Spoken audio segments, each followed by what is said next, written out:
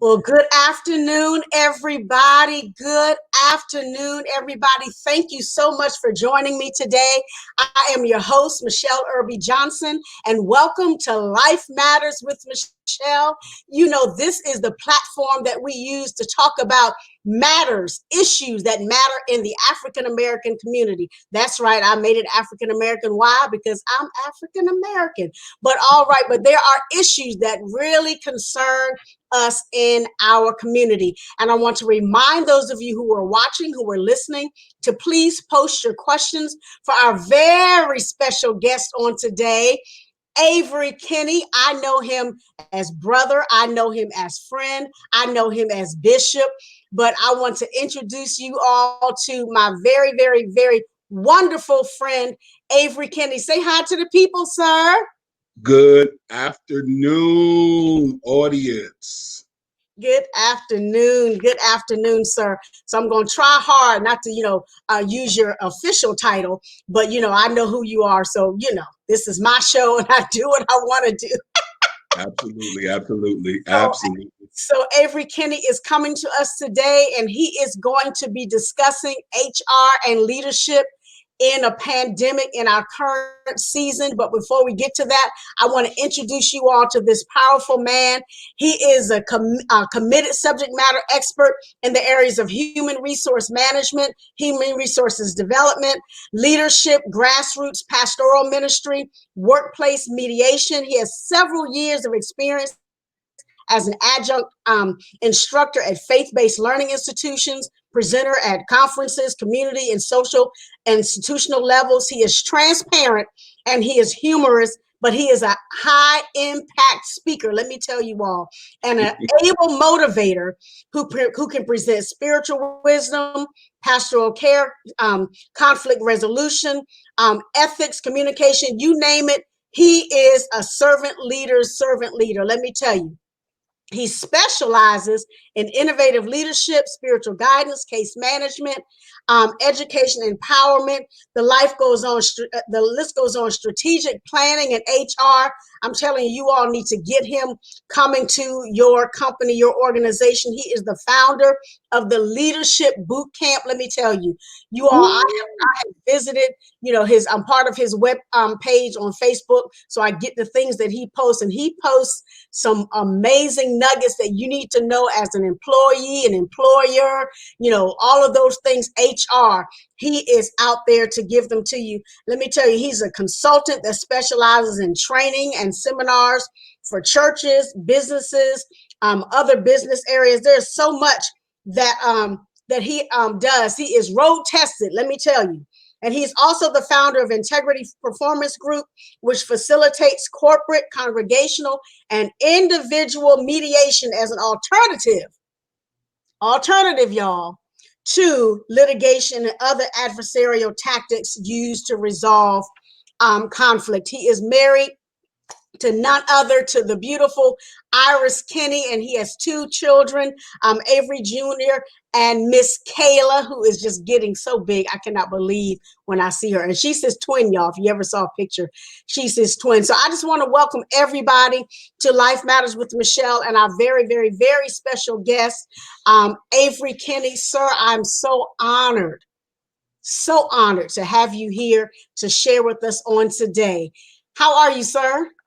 I am well. I am well. I am so excited to be on this platform and to have been thought of and to have been invited.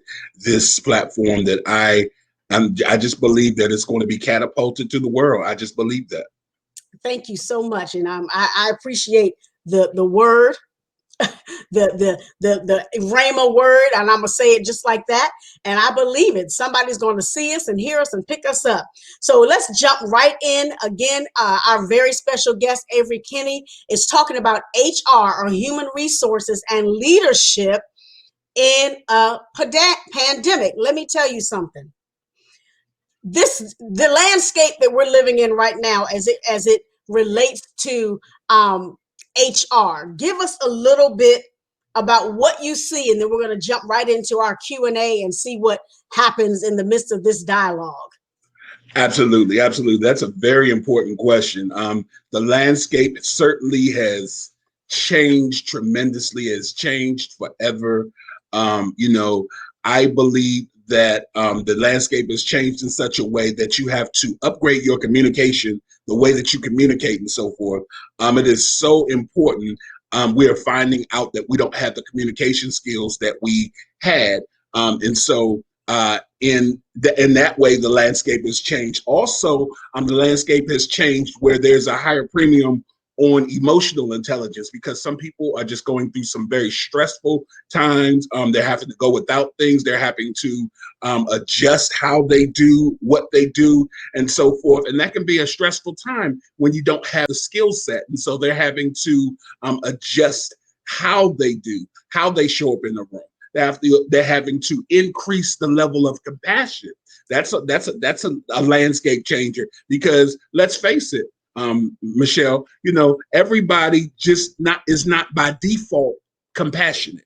And Yeah. so we've seen that. You and I have worked together in the marketplace, and we've seen firsthand that people are not by default compassionate. And so that's something that they have to work on and so forth. And so the landscape has changed in how we think human resources, how we execute policies and procedures, making sure that everyone is safe, everyone feels heard, everyone feels cared for. And so we have to do a lot of the mental work. I think that's one of the major things as it relates to the landscape and human resources and even leadership. We have to do a lot of the emotional work, emotional intelligence. And that is so critical and so crucial in this landscape and day and time. So let's take it from the leadership perspective first. So leaders now, whether they be managers, supervisors, CEOs, COOs, in this particular atmosphere that we are operating, and you mentioned communication. Absolutely. Now, most leaders had a hard time communicating face to face. Absolutely.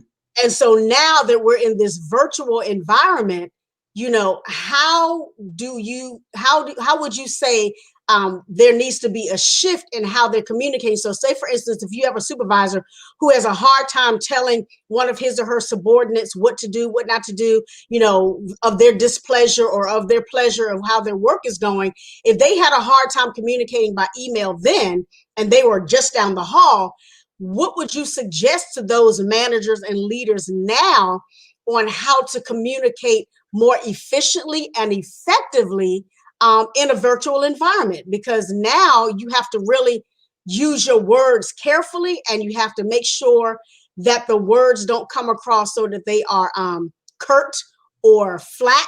I mean, help us Absolutely. understand that a little bit. Absolutely. Well, the first thing that, again, this environment demands that we embrace technology. This pandemic has shown us that technology can offer some very good solutions and so forth. And so we have to make sure that we're embracing technology. The second thing that we have to do is we have to communicate more. You know, this pandemic is forcing us to change some lifelong behaviors. Yes. We sometimes, you know, have been noted to be under communicators. You know, some managers don't communicate. They're very hands off. Well, in this environment, you're going to have to be more hands on. You're going to have to communicate, even at the expense of being afraid that you are over communicating. And so, you know, but in a changed environment, in this environment, there's no such thing as over communicating.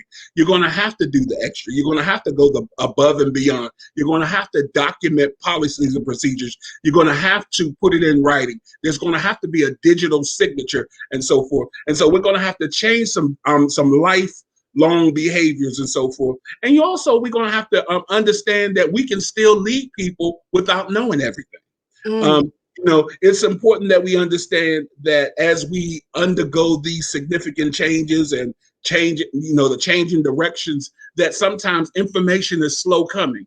And so we have to be able to fill in those gaps and provide leadership with limited information. So when we're talking about, I heard two things. When we're talking about, you said managers. So Absolutely. a lot of people, they interchange management and leadership. Yeah, but they're not the same.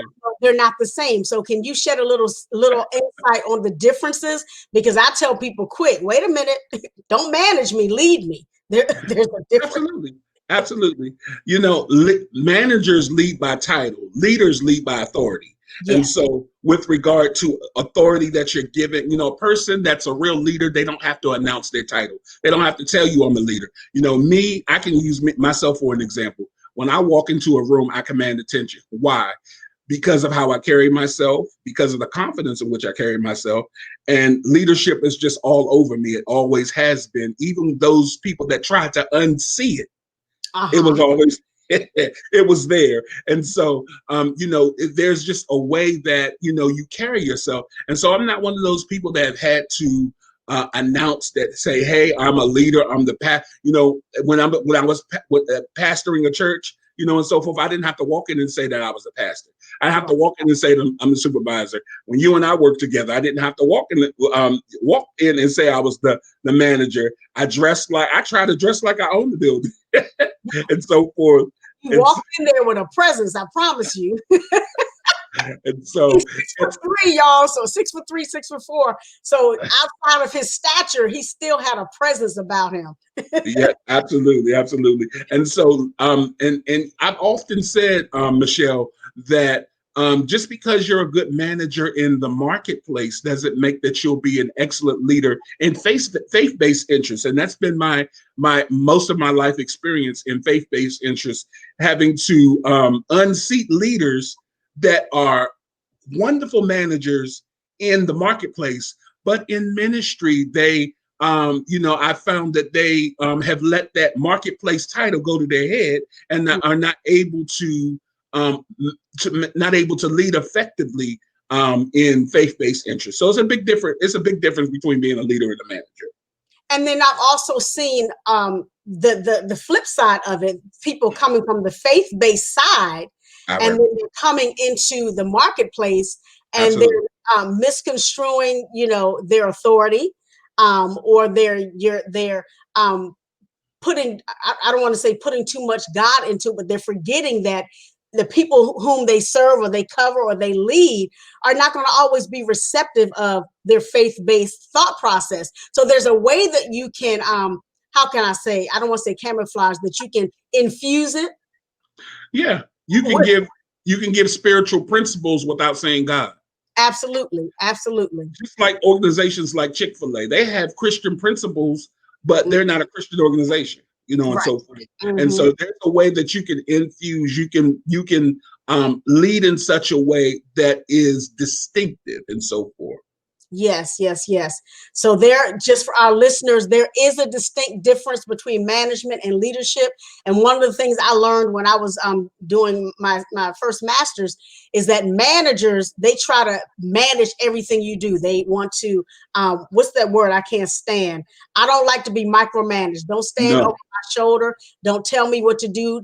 I know my job and I don't want to your foot on my neck. I want full autonomy so I can do what I want to, so I can do what I can do, because you can trust me with my job.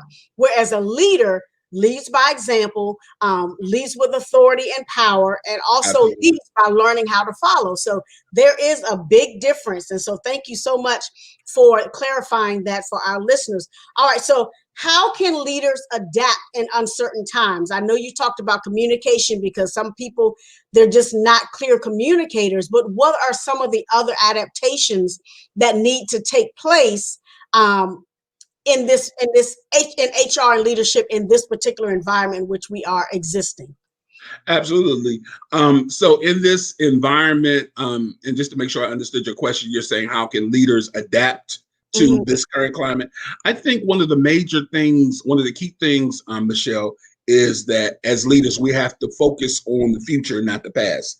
Mhm. You know, oftentimes we find ourselves being stuck in patterns, stuck in policies and procedures that served well in one climate, but it's a different era. It's a different time. And in this pandemic, you know, we're going to have to, you know, stop reinforcing policies that were post-pandemic, that don't fit into, I mean, pre-pandemic, you know, that don't fit into the now. we have a new normal. And so we're going to have new policies and so forth. As leaders, we have to provide ample social support as well. Yeah, exactly. The people that we lead need to feel like that they can ask questions, that they can raise issues and still feel comfortable, and we have to, as leaders, not confuse reluctance with resistance. Mm, Sometimes they're reluctant to do things. We have a whole group of people that are reluctant to go back to the office. Well, that's yeah. not resistance. They want to feel safe. And we Mm, need to give them the opportunity, give them the leadway. Listen, provide them with social support. That people aren't really looking for answers. They're looking for support. They want to be supported in making decisions for themselves and so forth. And that's very important. And also as leaders, it's so important that and let me just pause and say this: people know when you really care about them and really you really don't. Have to be very. We have to be very authentic in our leadership. This pandemic has been a great equalizer. mm, It's made many of us aware of the struggles of others. And so leaders are becoming more intertwined with the lives of people that they lead because, it's making us aware of the struggles and so forth. We're becoming more aware of people that we lead that are really caretakers to others, because they provide that information. They're not available to do certain things, while they're at home. And so they've had to alter their entire lives and so forth. We have to tell the truth. It's important that as leaders, we tell people the truth. That is a very important takeaway that we as leaders have. Sometimes, leaders are guilty of spinning words and spinning phrases. No, we just have to tell folks the truth. yeah, yeah. And one of the key things you said about support. So, when you're working face to face, coming to work every day, you're not really aware of people's real issues, particularly Mm-hmm. their underlying health issues. And so Mm-hmm. what I have found, since we've been working from home since March, my current employer is telling people, we want to bring back 50% of your department on you know, uh, intermittent scheduling and all of those things. But what they're finding is that a lot of the people can't come back due to underlying health conditions. And Absolutely. as an HR professional, learning to navigate, those people who you need in your company but can't come back to the office because they have diabetes or they have, COPD or chronic lung diseases or all of those Mm-hmm. different things. Wonderful, exceptional workers, but you Mm-hmm. cannot now you cannot force them to No, come back to work if they have an underlying health condition. Am no. I right about that? That's a policy change that needs to be Yeah. really scrutinized. It's definitely a policy change because we have to be sensitive. When we bring people back into the office, we are responsible for them. We're Yeah, responsible for their safety. We're responsible for them being able to, have the accommodations that they need. One thing an employer can't do right now is we can't guarantee safety. yeah, We can't guarantee. That is something we can't guarantee, and so we have to be light, and I'll use the word light in making people feeling like that they're being demanded to come back into the office and threatening their jobs and so forth. yeah, That's not a good culture to instill. That's not a good culture at all. And so we have to make sure that that we have the tools in place to manage the workforce remotely and so forth, and making sure that every responsibility and every job classification is able to be managed remotely, because a remote work culture is something that's going to be in place for the foreseeable future for yeah. every type of job. I'm talking about from the receptionist to security guards. Security guard can't be in the building. Listen, we're gonna have to have them click a button just to why are they coming to the building anyway? Why do we need a security guard? Exactly. Exactly. And you said something, in all of those things, what I hear is flexibility. Absolutely. Because if you maintain that past rigid thought process, you're going to lose people. And so let's just say, for instance, you threaten to fire somebody or somebody feel because they feel forced to return back to a physical building, they quit. How are you going to do the rehiring process? Mm. Who is going to train the person who's coming on to replace the person who quit in a remote environment? How do you facilitate training and onboarding when there's nobody there to do it? And so this is a question that's been put in the chat, and this is reality for me. How do you address an issue when someone has to transition and be remote and work online, but HR has given them deadlines by which, how long they can work online, or when their remote work ends, when nobody else's remote work is ending? What do you have to say about that? Let me make sure I understood the question. You're saying that how do you manage deadlines as it relates to your area of responsibility? No, let me clear it up. Okay. Okay. So everybody's working remote, Okay. and an individual needs to work remote out of state, still Okay. doing the same job, still doing everything the same. And there's no end in sight in terms of when people are going to physically return to work. And so Mm-hmm. now the threat, if you will, is that you can work remote, but only until a certain date. So how do you, as an HR professional, um, I'm going to say, coach that supervisor who is telling that to an employee? Well, I would say that that's not fair across the board. That kind of bleeds almost into a discrimination issue because you can't. And when you say remote, you can't pick and choose.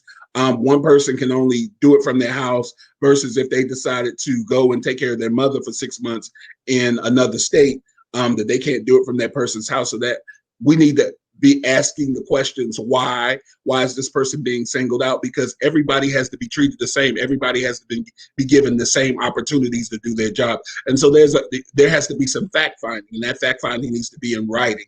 It needs to be well documented, well answered, and so forth. It needs to be the person needs to keep a file on that. So in case litigation comes up, because we live in a very litigious society, Yeah. and my role as an HR professional is to protect the company from liability. And let me just say this.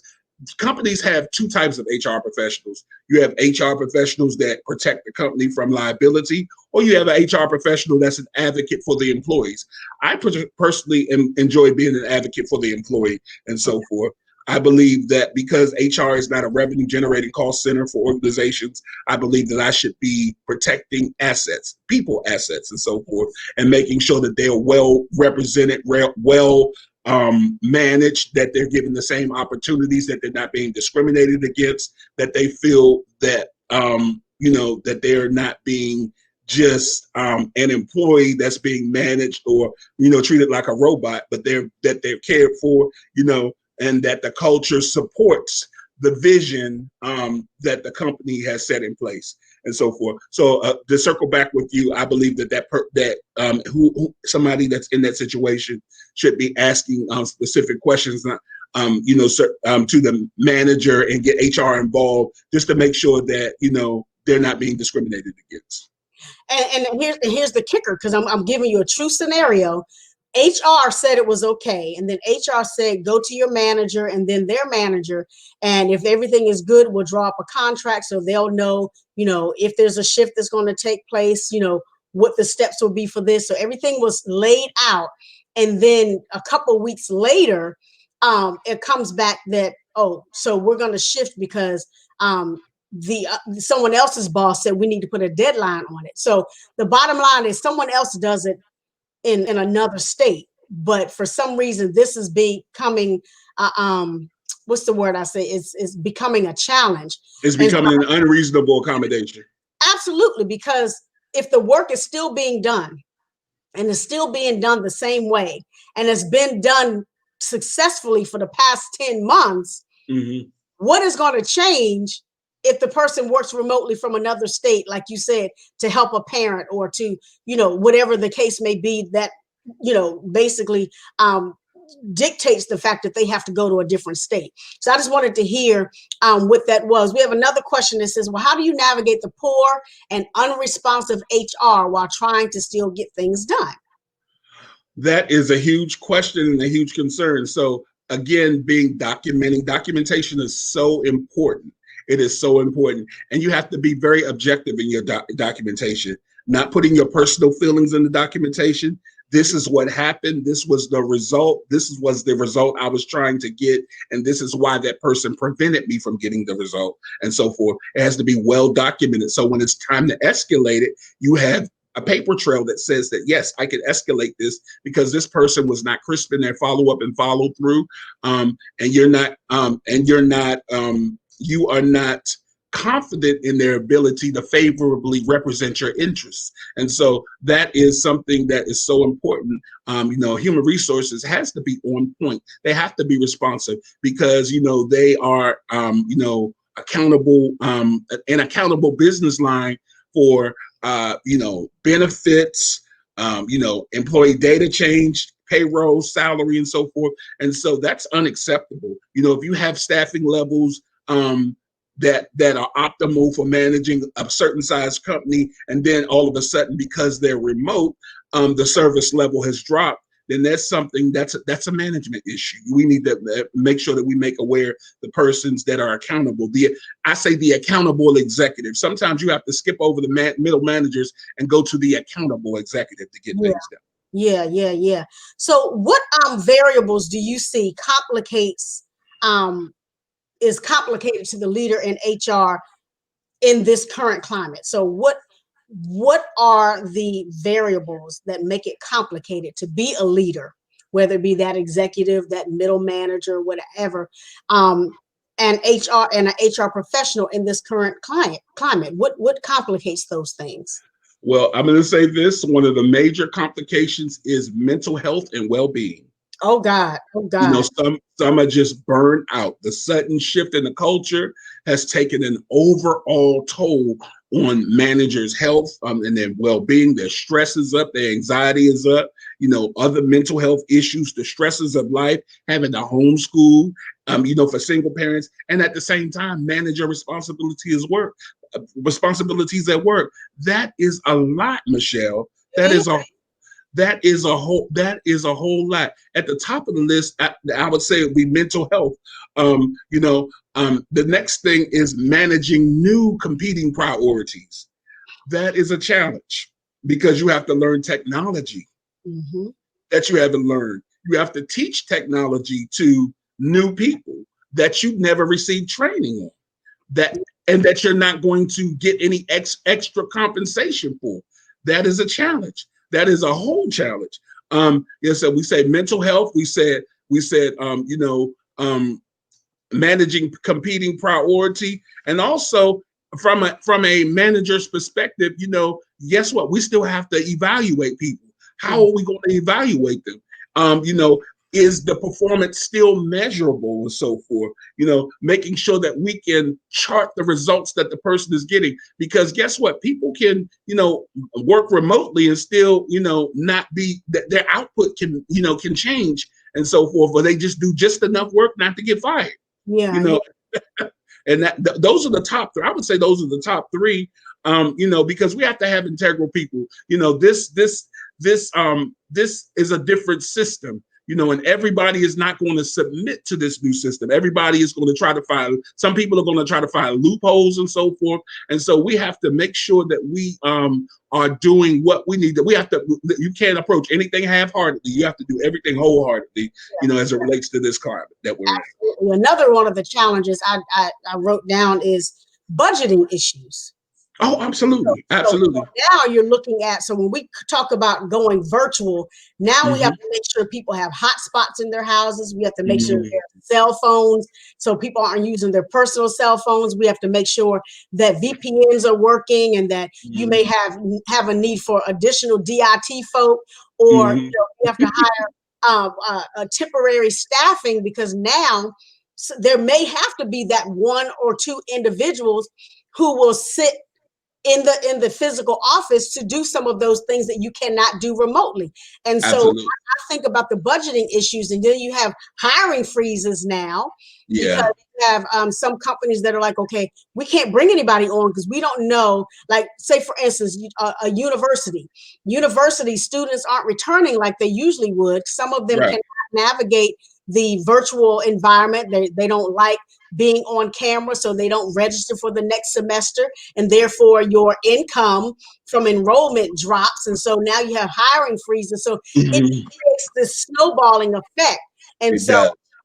just want to make sure people understand that HR and leadership professionals have to put that in the forefront of their minds as well, that budget is going to drive a lot of these future changes, endeavors, and shifts in the pandemic. Absolutely. Absolutely. Budgeting is so important because again, we can't we retain good talent by providing good salaries and so forth, you know, and that's very important. That's how you retain good talent. You pay them the best and so forth. And so we have to make sure that we're able to meet our budgeting objectives and so forth, and making sure that we have enough work to support those salaries and Mhm. all that, and making sure that people aren't feeling overwhelmed, even when there is a staffing shortage. You can't have one person doing 6 jobs without giving them an increase. That's not going to be that's not going to be that's not going to be well regarded and so forth. And so we want to make sure that we are protecting and that we're safeguarding the well-being of people, in how we as leaders and tax, and how we pull on those that are still maintaining their jobs. Absolutely. And you are preaching to the choir, because I have oftentimes, particularly, well, actually, even before the pandemic, I was like, okay, you call me, this is my title, but I do this, and this. And I've been working for 6 years and I'm still trying to get a raise. I'm like, what in the world is going on here? And, whoever's watching is whoever's watching. I have 5 degrees, and there is Yeah. no way in the world why I should be making what I'm making.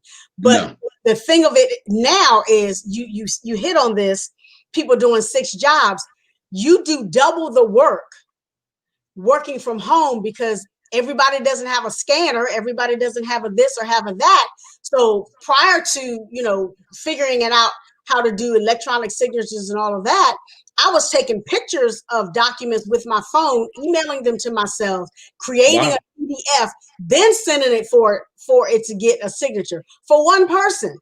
And so it creates a layered effect, if you will, for you to continue to be productive and effective and efficient. But efficiency has gone out the door, because, like I said, you now have 3 steps to what used to take one. And so you're working harder than you used to. We have a question from our audience: says, how has HR changed or shifted in church leadership climates during this pandemic, layoffs or payoffs? Now that's your lane. I'm sure you can. That is a whole question, a whole different lane. But I Oh, will say this. HR has shifted um, in church, and a lot of churches don't have HR departments, only the mega ministries and so forth. And so they're having to be very creative in how they do what they do, and changing jobs and so forth, and making sure that they're engaging the congregations virtually, and making sure that they're adding, pulling on that phrase in the job description that says other duties as required. And so that is a major piece of job responsibilities and so forth. And the climate has changed, because a lot of what we do remotely. All churches can't afford to have a minister of music, and all some of these choirs have been on vacation since March, and yeah. so forth. And so there's nobody to direct. There's no choir to direct.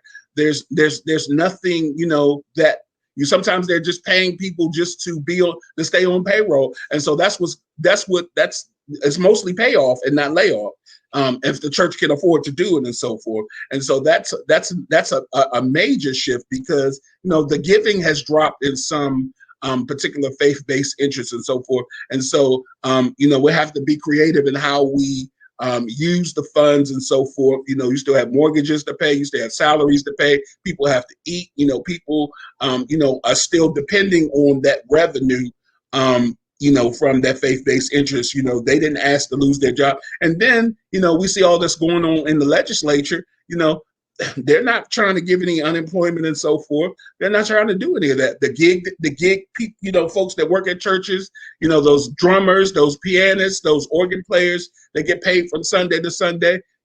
those people are having to, to supplement their income in different ways. And so, some churches have been gracious and have done the right thing, and it's been more payoffs than layoffs. So most of the feedback I've gotten, Michele, is that it's been more payoffs than layoffs. Pastors understanding, the emotional weight that they have, that their people have from an HR. And guess what? At most churches, the pastor is the HR manager. Yeah, And so yeah. they have to make those hard decisions. Absolutely. And when you beat me to the question, because I was going to say you still have to create an atmosphere of buy-in to have people still pay their tithe, because a lot of people's mindsets, because everybody is not, we're shifting to spiritual here. Everybody is not in the same mind frame that the church is still a building, or it still has a building that still has electricity, that still has this, that still has that. So some people, I heard in the beginning of the pandemic, May, June, were like, why should I pay my tithe and offering if we're not going to the church and we're not there? But pastors still have to navigate that conversation and say, we may not be in the building, but we still have bills. We still feed the homeless. We still have community activation advocacies that we do. There are things that we still need. So you don't stop paying your tithe and offering simply because the church doors are not open. So I'm glad you said that. And so everybody's mindset has got to change around finances, because a lot of us are doing, again, more with less. And so we're having to get really creative, food banks and all of these different things. So from an HR perspective, being resourceful, being able to provide those resources to, like, if I call you and say, you're my supervisor, say, Mr. Kenny, I haven't had grocery money because I'm not getting paid enough. Is there a resource? You should have a resource book where you can say, well, this place is doing food banks. This place is giving away such and such. I have vouchers available, so I think it's incumbent upon HR professionals. I'm not trying to take all your fire. It's incumbent upon HR professionals to be resourceful in this season, because the people who they used to sit beside and rub elbows with, who wore the designer shirts and the, look good, smell good, and did everything that was good, they're now crying in their coffee because they don't know where their next meal is coming from. And so as an HR and leadership professional, it is highly and vitally important that you start to store up resources, whether it's a running list of who you can call, so that people don't feel like they're just out there flailing by themselves. Absolutely. And sometimes, we're having to, as managers, as HR professionals, we're having to get more involved than what is the norm. Yes. More involved in folks' lives and being able to provide those resources. So you're absolutely right. It's critical. And we have to. We have to. People have to. The employees have to be humble and not egocentric. As it relates to going to, the appropriate person and asking those questions, and then we still have to guard their privacy as well. Absolutely.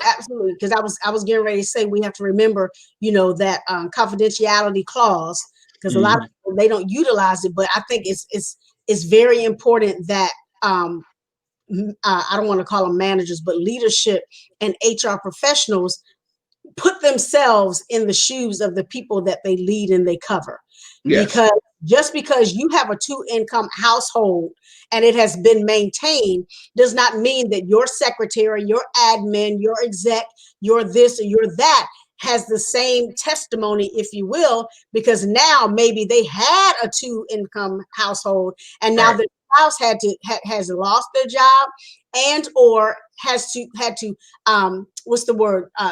resign because they had 3 small children who need someone to facilitate their learning. And so that sensitivity piece really has to be in place, and it has to be echoed day in and day out, because people are suffering, and it's getting harder by the moment, by the week, by the day. And we have to make sure that we even as managers and as HR professionals, we have to make sure that we tie all of our efforts into being productive and into making sure that the people that we lead and that we're providing services to are productive, and making sure that we have things in place to make sure that they could continue to be contributors to the workforce without them sacrificing their personal lives. Absolutely. So let's shift a little bit to the employee. Okay. So in this environment where you have people who've either been laid off or people who foresee that something's going to happen in the budgetary or the financial side of their company, how do they maintain their marketability? How do they get themselves ready for some pending shift wherein they may have to look for another job? What are some of the key aspects that you have to offer for people who may have to look for another job in the middle of a pandemic? Absolutely. That's a very important question. And it takes me to a seminar that I've done a few times when I presented for Blacks in Government. And so a few years ago, and it's how to remain promotable in the workplace. That is still crucial and critical, even in this pandemic, that you remain promotable, remain being a team player, be better than good at what you do. You can't get promoted being average. You're going to have to be visible. Even working from home, you have to make sure that you are visible. Also have to make sure that you're teachable, making sure that you still seize teaching opportunities and actively make yourself available to be taught, learn new skills and so forth. Also, professional development. Absolutely. Making sure that what you do is measurable, making sure that the results that you bring to the table can be seen by the people that you're serving and the people that you're managing to. That's an important thing. Making sure that you're still invested. Even while you're working at home, you have to make sure that you are still invested in what you do. Also, as an employee, you have to make sure that you're still a strategic listener. Open up your ears more than you open up your mouth. You said something. You said something. Open up your ears more than you open up your mouth when appropriate. ... It's important, even as when you're learning new skill sets, don't wait to add it to your resume, add that to your resume. Add some of the things that you've done, even, and let me just shift for a second, even things that you've done that you do for your church. You have to make sure that you can put it in a way that is palatable for the marketplace. Yes. There are skills, you have extensive experience working at a church and so forth, and you've had to make those skills palatable for the marketplace and so forth. And so, you've transferable also, and that has made you relevant in the manifold responsibilities that you've had in the jobs that you've had. And so, also, as it relates to getting new opportunities, you have to make sure that you are always informed. Making sure you have the best information. Best information, that is so important. And the last thing I want to say, you have to make sure, in order to be promotable in the marketplace, and in this pandemic, this is critical. You have to make sure that you are adaptable. Making sure that you're not a complainer, making sure that you're not complaining about change, making sure you're not on social media throwing off about your job and saying things and so forth. That doesn't show maturity, and that doesn't show professionalism. And so making sure that you are talking to somebody that can actually do something about what is a concern for you. Absolutely. And not only does it not show that you're adaptable and all, it doesn't show loyalty. It doesn't. It really doesn't. That is one of those skill sets that people just overlook. They think it's about how many words you can type, how many strategic plans you can write. But are you committed? Are you dependable? Are you loyal? All of those soft skills that people don't talk about and they don't put, they don't put forth. Those are things that people are looking at now. And so one of the things I wrote down here, what are some of the buzzwords that people would use that's universal, that people can put on their resume? Oh my gosh. And so that's a very Based important. off of this pandemic, there are some buzzwords that we all need to put on our resume. There are some very important buzzwords that need to be placed on the resumes and so forth. And those words are words that I would say those words are words that um, aren't used every day. They're words that describe. They're words that cause you to think. They're words like, talking about your analytical skills. When talking about analytical skills, you need to be able to say things like, in describing your analytical skills, you need to be able to say things like, I can demonstrate a strong ability to analyze problems. Not that I'm just a problem solver, but I can demonstrate the ability to analyze problems. You need to be able to say that you're very methodical, thank you, in solving problems. You need to be able to say that you excel in analytical thinking. Those are some of the things, that you need to be able to say on a resume. And talking about your achievements, you need to be able to say, hey, I've constantly achieved high results. Not that you're a good worker, and so forth. You need to be able to say that you can provide strong evidence of specific accomplishments, or that you're able to achieve optimal levels of personal performance and accomplishment. Those are the types of things in talking about your achievements, and talking about accuracy. Accuracy is so important. You need to be able to tell them you recognize the importance of accuracy, or that you can perform with a high degree of accuracy, or that you can achieve results with accuracy and precision.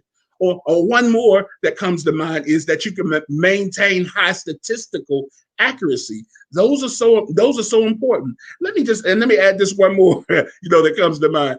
Talking about competency, employers want people that are competent. Competent. They can demonstrate competent performance. They believe in themselves. They can demonstrate a strong interpersonal competence. They can demonstrate strong personal effectiveness, and they can demonstrate a high level of expertise in a certain subject. And so those are some of the phrases that you can put on a resume that's going to stand out to a recruiter. Recruiters don't like generic statements. They don't like, I have good people skills, or I like working with people. That is a file 13 automatically. File 13 is the trash. Right. You get a reject letter from that. We don't want to hear generic statements. We want to know, in your cover letter, that's your sales letter. We need to be able to tell me what results have you produced. Yeah. That's important. That's very important. And one of the things I wrote down is being able to transfer your live skills to virtual skills. So Absolutely. Some of us who had never had to use Zoom or StreamYard or WebEx and all of these different things, we are now becoming SMEs, subject matter experts in the field of the virtual environment. Absolutely. I mean, this show in and of itself is a great example. I didn't know anything about StreamYard till I was watching you talking to a pastor friend. I was like, what are you using? And so I learned it, and now I know all the nuances of it, and I trained a couple of people on it. And so I've had to sharpen my computer skills using Zoom, how to do breakout rooms, so these are things you can now put on your resume that you didn't have to do prior to the pandemic, because we weren't always in this virtual space having to be competent and having to be efficient and having to be able to convey what it is we're trying to say in our meetings, and knowing how to do it with the right finesse and professional, and you're not in your pajamas and all of those Absolutely. different things, so those are some things I think people need to really remember, that even though you think you're just on a camera, other people are watching you, how you handle yourself in the virtual environment. And they're watching your body language as well. Absolutely. So when you're in a meeting, are you like this? Hmm. Is your camera always off? Yeah. What, Yeah. you're not You, engaged. you, yeah. You have to make sure, you have to make sure that you have adjusted your life to what I call pandemic style. Mm. You're having to adjust. I can talk about that till 5 o'clock now. Well, We, come you on, know, bring do it pandemic style, it. learning pandemic style, engaging pandemic style, leading pandemic style. Do being a spouse pandemic style. When you in the house work, listen. I remember there's some local pastors that did a show talking about working together with your spouse in the pandemic. You can't be interrupting your spouse while they're at home working all the time. Yeah, You can't be interrupting them and doing marital things in the middle of the day and things like that. I'm not even go there, but listen. We have to make sure that you're not treating your spouse like a coworker. Your that's spouse doesn't work with you. Now, it's appropriate times to vent to them about some of your frustrations, but not all day. They still got work to do. yes, yes, yes, yes. We have a question from our audience. Says, how can someone pursue a business? How can someone pursue a business to become an HR professional? How does one get started becoming an HR professional? Absolutely. So I fell into, it's something that I kind of fell into being a And government contractor, and so forth. And so where I would say start is with the Society for Human Resources Management. First, I would say join your local chapter in your community with the Society for Human Resources Management. And as it relates to the education that's attached, you can get your certification from the Society for Human Resources Management. The first certificate is the PHR, which I have, the professional and human resources. I'm sorry. And then you have the SPHR, and then you have the GPHR. So you have a couple of different levels and so forth. It depends on how you want to go. Or you can be like me right now and just be a freelance recruiter. I have a couple of small clients. I just got finished recruiting for a client in North Carolina that had some, staffing needs and so forth for a large grant that they just received. And so, I don't do recruiting all the time, but certainly I'm called upon a lot by my colleagues in ministry and my professional colleagues to ask HR questions. Specifically, one of my strong areas is employee relations, and I get a lot of the employee relations questions. Certainly, I was able, the place that Michele and I worked together, that was actually the boot camp of my employee relations experience because we had a lot of employee relations going on. we have relations upon relations. And so that's the way you can get started. Start with the Society for Human Resources Management and getting your certification. It is a very rewarding career path that can go in many different directions. And so there's a lot you can do in that area. Yeah, I was actually looking at the SHRM. That's the acronym for Society for uh, Human Resources Management. Human Resources Management, SHRM. I was looking at their website the other day because I said, well, I really need to just go ahead and join. I've been joining for years and never did. And Mm-hmm. so I said, I need to join and I need to get my, I don't have my PHR or PSHR and my ABCDEFG. I don't have any of those. But yeah, so I'm working towards it. Last question before we close out the show. How much should a freelance HR recruiter charge for services? So it all depends on the industry and so forth. Most of the going rate for a recruiter is going to start between $35 an hour and $55 an hour. And then you have some types of contracts that you can say, hey, if you're hiring for a permanent position, say for instance, if I'm doing a direct placement and I recruit somebody and their salary is $95,000 a year, then I can charge 10% of what the annual salary is. And so it all depends on the budget. There are different ways that you can build your contracts. It all depends on what you want to do. It all depends on the type of client. When you have your Fortune 500 companies that you're, recruiting for an executive and so forth that makes $350,000 a year, then you can get upwards of $35,000 just from that direct placement and so forth. So there are a lot of revenue opportunities in being a freelance HR representative or a recruiter. I need to do some shifting, so we can talk afterwards. Absolutely. Amen.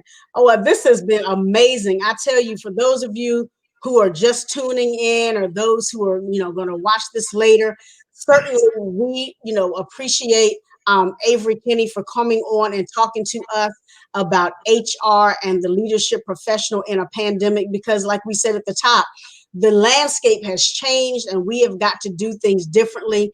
You said a couple of good things. So if you can give us a little recap of some of the things that we talked about, just some final advice on the HR and the leadership professionals in a pandemic. Absolutely. And so it's important that in this pandemic, we talked about a lot of different things. We talked about communication. We talked about, just making sure that you're promotable and that you remain promotable in this pandemic, communicating more and accepting the fact that, in this pandemic, you don't know everything and so forth. And so making sure that, that you are being more productive, that you have a good command of your job and so forth. And making sure that even in this pandemic that, the things that you need to implement are easy to implement. It doesn't have to be college level. It doesn't have to be complicated, and also still provide. And one thing I want to add, with organizations, making sure that they have opportunities to meet and network and so forth. This pandemic is going to be the death certificate for excuses for some of us. We're being pushed and so forth in different areas. And so we have to lead with compassion. We have to provide human resources with compassion and so forth. And we have to make sure we maintain two-way communication. Very critical, very critical. Maintain two-way communication and create a safe environment to communicate. Be authentic, include everyone in the communication.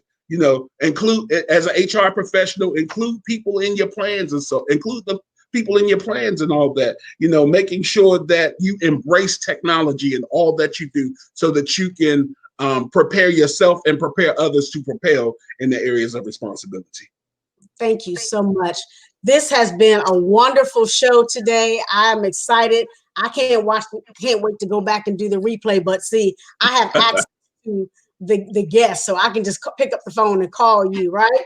And so I just want to thank my dear brother and friend. My mother had all girls, but I adopted Avery as my brother. We've been friends for 30 years. And Absolutely. So everything that he is telling you is coming from an authentic place. I have watched him grow and bloom. And so I'm so grateful for you coming and sharing. Those of you who are watching, you can certainly tune back in and watch this show on YouTube at Life Matters with Michele TV Official. Don't forget to subscribe. That way you'll know whenever we post this show, but you can also listen to it at sensationalsoundsradio.net. That comes on the radio every Friday at 4:00 p.m. We are certainly so excited about what is happening, even in this virtual environment. I want to thank you once again, Avery, for coming on and being my very special guest today. My pleasure. Thank you so much. And I'm still looking for guests for 2021. I'm booking for June. And so you can please reach out to me to be a guest. Reach out at www.im-mij.com. And we can certainly see if we can fit you into the schedule starting in June. We are booked up until June 2021. So this must be a hot platform, and I'm excited about it. So thank you again, Avery, for coming on, for being a part of Life Matters with Michele. Thank You're you to welcome. our listening audience, to all of our guests. We thank you so much for tuning in. We're so excited. And so remember, on Life Matters with Michele, we talk about what matters to you. See you next time, and you all have a blessed